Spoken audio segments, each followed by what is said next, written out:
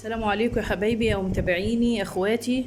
النهارده ان شاء الله باذن الله هنقفل مع بعضينا طقم العروسه الخطير اللي احنا قصيناه في الحلقه اللي فاتت. هنقفل مع بعضينا دلوقتي واحنا قصينا مع بعضينا الطقم، وهسيب لكم اللينك تحت الفيديو. دلوقتي دول الحتتين اللي احنا اللي هو المتر. انا زودته طبعا عشان انا قلت لكم المرتبه بتاعته عاليه. هما المفروض لو المرتبه عاديه بتبقى نص متر، يعني متر وبتقسميه على 2. انا خليتها 60 سنتي، يعني الحته دي متر و20 مقسومه على 2، دي 60 سنتي ودي 60 سنتي. دي الكرانيش اللي احنا هنحطها في الجنب اللي فيه الكرانيش بتاعت الطقم. هنسمي بسم الله الرحمن الرحيم، وهنقفل مع بعضينا كده الكرانيش، هنشبكها ببعضيها وبعدين نقفل مع بعضنا التل. تعالوا بقى نسمي بسم الله الرحمن الرحيم ونصلي على الرسول يا حبايبي كتير. صلي على افضل الرسول، عليها افضل الصلاه والسلام. وما تنسوناش يا حبايبي في احلى لايك واحلى شير، وتابعوني. والبنات الحلوين اللي عايزين يتعلموا، المبتدئين، انا معاهم خطوه بخطوه، وعايزين اي حاجه اكتبوا لي في الكومنتات، وانا سايبه رقم تليفوني بتاع الواتس. اي استفسار هرد عليكم. تعالوا بقى نسمي بسم الله الرحمن الرحيم، وما تنسوناش في الشير وفي اللايك عشان الفايده تعم مع الكل يا حبايبي. تعالوا بقى نسمي بسم الله الرحمن الرحيم، هنقفل مع بعضينا الكورنيش اهو. نقفل الحتتين دول ونقفل الثلاث حتت بتوع التل. بسم الله الرحمن الرحيم. دي كده قفلناها، هنسيبها كده على جنب، وهنجيب التل بتاعنا. احنا قلنا احنا قصينا التل بتاعنا 3 وصولات في 50 سنتي، عشان ده عرضه متر و40. بصوا انا قصه 3 وصولات، ادي 1 2 3. هنمسك كل وصله مع بعضيها كده اهي من عند ناحيه البرسل كده اهي، وتخلي بالك من اتجاه يعني لما تيجي تخيطي تبقي عارفه انت بتخيطي الخياطه تبقى اما تيجي تحطيها على الكورنيش تبقى من تحت. هوريها لكم دلوقتي، مش هتفهموها دلوقتي لما نيجي نقفل الطقم مع بعض. بصوا انا همسك حتتين الكورنيش كده اهو. بسم الله الرحمن الرحيم اهي.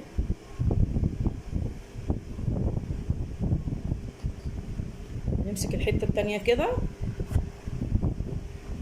هو كده كده ملوش وش من ظهر اهو. بسم الله الرحمن الرحيم اهو، واظبطهم على بعض اهو. فهمتوا قصدي بقى؟ اظبطوه بقى كده عشان خاطر الكورنيش بتاعنا يطلع شكله حلو.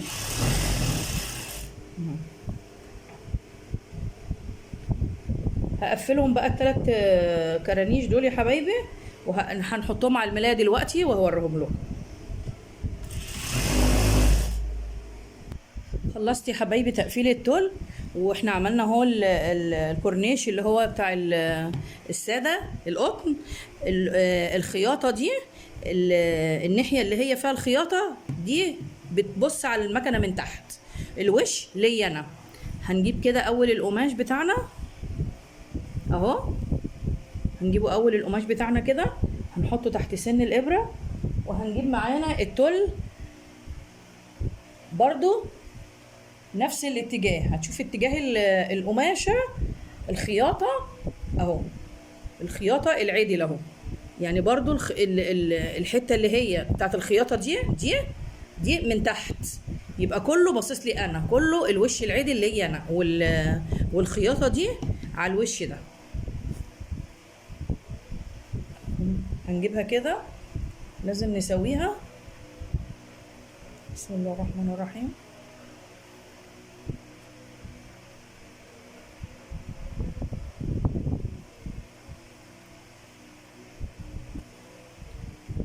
اهي.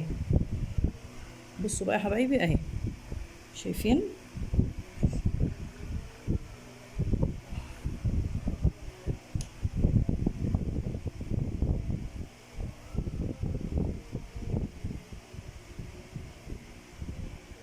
اهو يبقى الخياطه كلها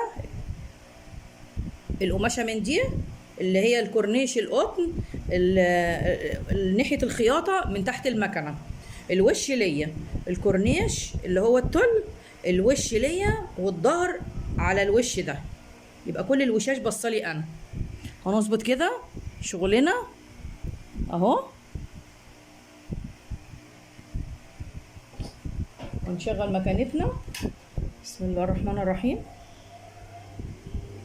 هنسيب اول 20 سنتي كده عشان دي بتبقى ايه تحت المرتبة اهو. بسم الله الرحمن الرحيم. لو عندك دواسة الكشكشة اشتغلي بيها وركبيها، انا عايزه اشتغل بايديا عشان الكشكشه تبقى اكتر، فعشان انا مكتره في القماش. بصوا عايزه ايه، وتظبطي كده قماشك وتظبطي التل بتاعك عشان ايه يبقى كله طالع مظبوط. بصوا اهو، تظبطي كده اهو.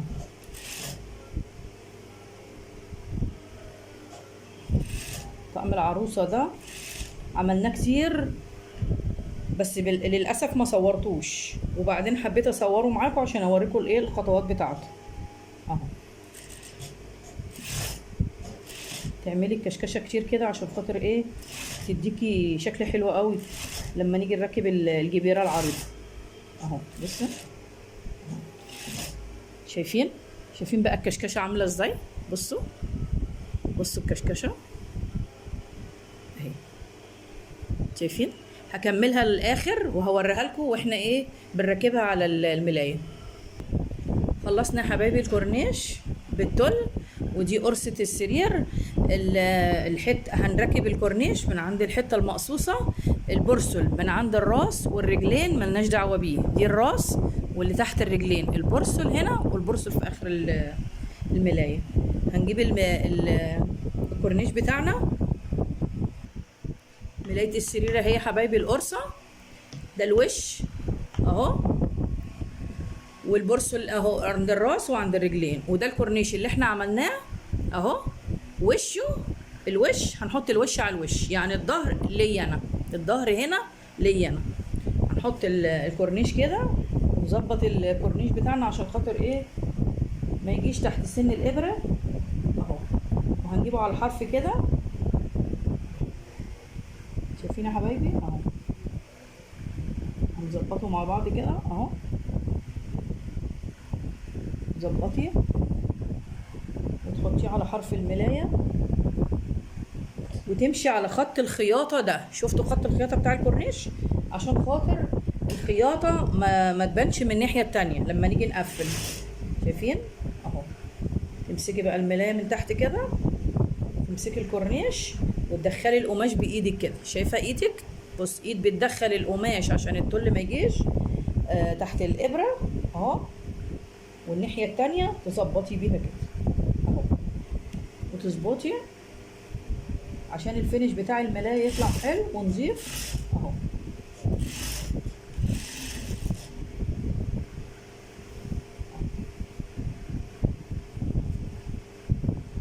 ناخد بعضينا كده بصوا، وتظبطي كل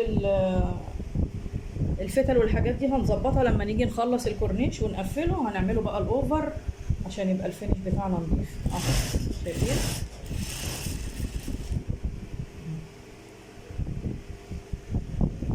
هنمشي كده لغايه الاخر ونخلص الكورنيش بتاعنا. مش عايزه اطول عليكم الفيديو، بس عايزه اوريكم الخطوات عشان خاطر الناس اللي داخله جديد وبتتعلم تستفيد مننا. بصوا اهو، لو احنا قلبنا كده بصوا شايفين الكورنيش، بصوا النظافه بقى اهو. هتشوفوه بقى لما نيجي نركب الجبيره دلوقتي. اخلصها لغايه الاخر وارجع لكم تاني يا حبايبي نوريه لكم اهو. يا حبايبي خلصنا الكورنيش. بصوا بسم الله ما شاء الله. بصوا شايفين شكله اهو. بصوا الجمال. هلفه الناحيه التانية عشان نركب الجبيره، بس قبل ما نركب الجبيره انا هروح اعمل اوفر عشان خاطر ننضف كل الحاجات دي يبقى الفينش بتاعنا نضيف. وهنتني مع بعضينا الديل بتاع الملايه بس والتل اللي هنركب عليه الجبيره. هروح اعمل الاوفر وارجع لكم تاني. خلصنا يا حبايبي الاوفر. بصوا الفينش بتاعها جميل ازاي ونضيف اهو. الوش بتاع الملاية اهو، عشان هنركب بقى الجبيرة هنركبها ازاي. هنظبط قماشنا كده ونفرد القماش كده بالتل بتاعنا كده اهو.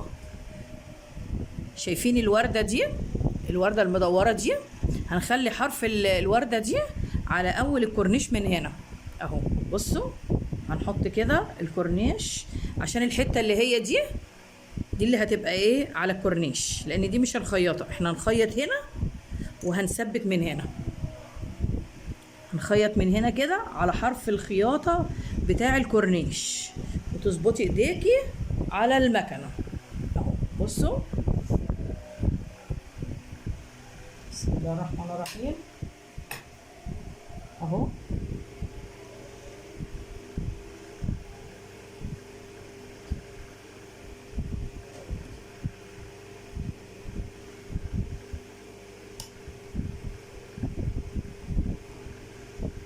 هي هتيجي معاكي مظبوطه ان شاء الله اهي.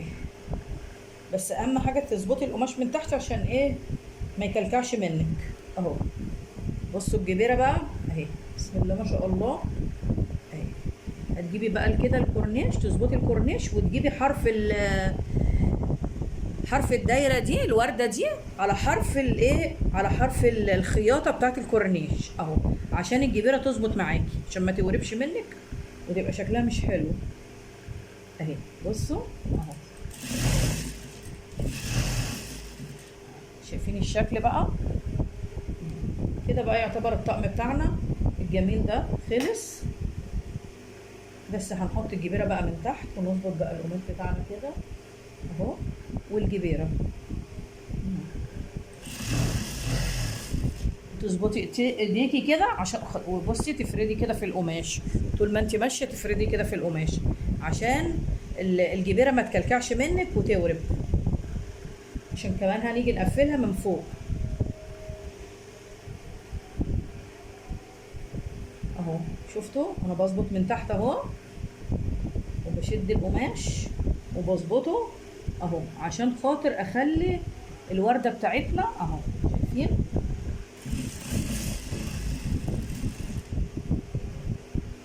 بسم الله ما شاء الله، الله اكبر. الطقم بان وبقى زي العسل اهو. شايفين الجمال.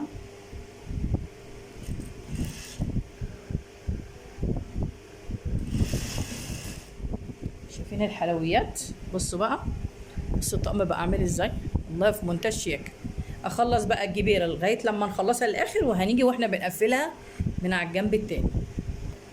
خلصنا يا حبايبي الخياطه اللي عند الورده دي، وهنمسك القماش بتاعنا بايدك كده تفردي كده عشان ما يوربش منك. وشايفين الخط ده، الخط ده اللي ما بين الدايره ده اللي تمشي عليه اهو. تعملي كده اهو وتدوسي، تنزلي سن الابره اهو، شد الفتله سن الابره اهو، وتشدي اهو. بصوا تظبطي الجبيره اهي، شايفينها اهي. طول ما انت ماشيه كده تظبطي في القماش وتشدي الجبيره كده، ما تشدهاش قوي انت، اهم حاجه بس تفرديها عشان خاطر ما توربش منك اهي. بصوا ما تخليش القماش تحت الايه، تحت بعضه اهو. بصوا تخلي الجبيره مستريحه عشان ما توربش وتبقى شكلها مش حلو تورور كده منك، لا. بصوا اهي خليها مستريحه خالص، ما تشديش ولا قماش ولا اي حاجه اهو. بصوا اهو، انت يا دوبك بس ايه بتريحي الجبيره اهي. بصوا بسم الله ما شاء الله، شايفين طقم بسم الله ما شاء الله بقى زي العسل اهو، وبان. شايفينه ظهر اهو.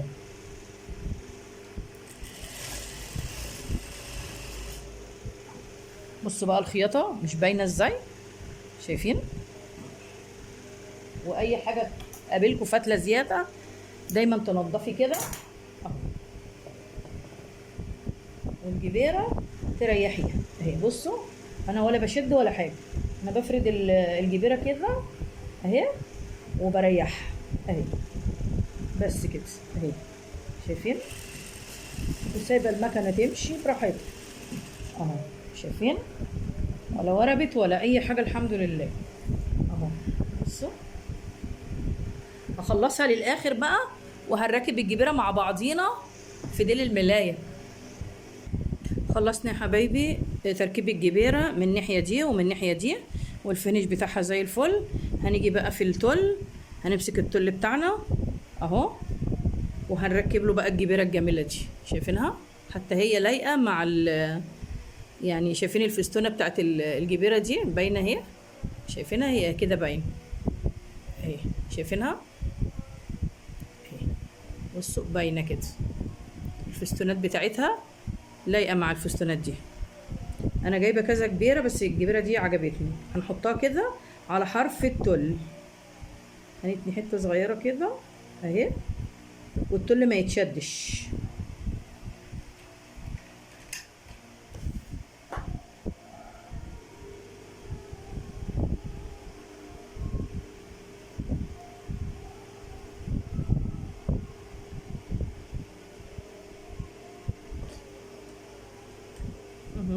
بصوا هنركبها بقى على حرف التل كده عشان تدي شكل حلو.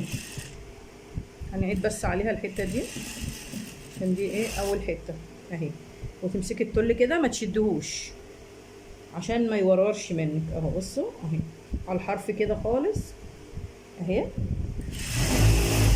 بصوا الجمال اهو. نظبط بس كده الجبيره على حرف التل ونمشي. بصوا بقى